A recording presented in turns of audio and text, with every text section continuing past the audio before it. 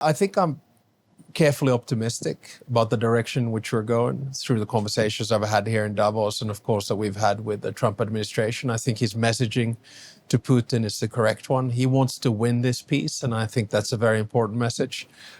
Trump is going to be solid on this one. He's looking for a deal, and we, of course, hope that the deal, and I'm sure the deal will be good for Ukraine. Lots of different pieces of this. One is the fact that the Ukrainians need more leverage than they have presently to enter negotiations well. What do you think that leverage looks like practically? Well, I look at it as a linear strategy where you have short-term, medium-term, and long-term. Short-term, we need to continue military support, financial support, and political support. And I'm optimistic that that continues both from the US and from Europe.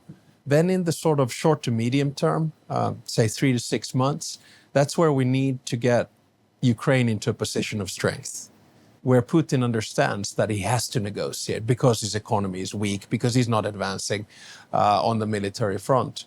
And here's the messaging that we're getting from President Trump. I think is really, really good. Having said all of that, I still think there are 3 key principles that we have to stick to at all times. Independence, sovereignty, so the right for Ukraine to decide, NATO or EU, and or both.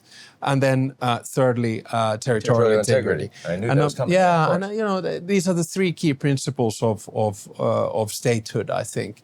And then we go to the long term. So once things have settled, a deal has been found, we need to make sure that we get reconstruction of Ukraine, Ukraine becomes an EU member, and I personally think and hope that in the long term, the best security guarantee is for Ukraine to become a NATO member. But here's the arch that I'm looking at. Now, when you say that we have to get Ukraine, we, the allies, NATO, Europe, the US, in a better position on the ground, does that mean, how important is it that Ukraine maintains a piece of Kursk in Russia before negotiations actually start? Probably part and parcel of the whole package, because I still think, though I think territory is important. I mean, listen, I come from a country that lost 10% of our territory in the Winter War continuation to the Soviet Union, including the areas where my grandparents and my dad were born. So I don't undermine that.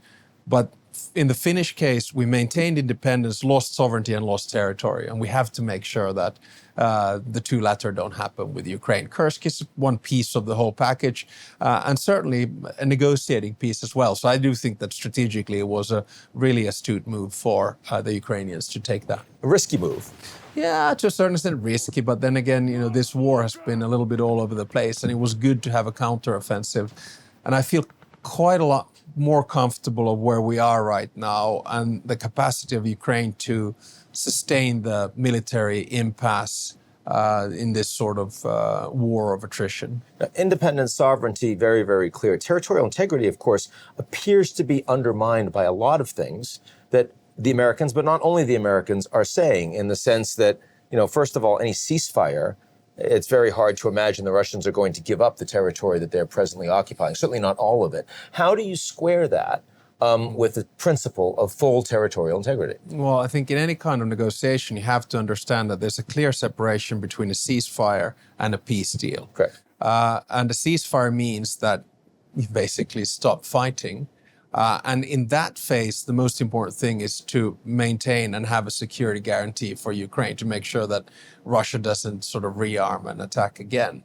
And then when the peace negotiations begin, that is the time when you probably then talk about territory. And that's, I think, where it should stand. This is a long game.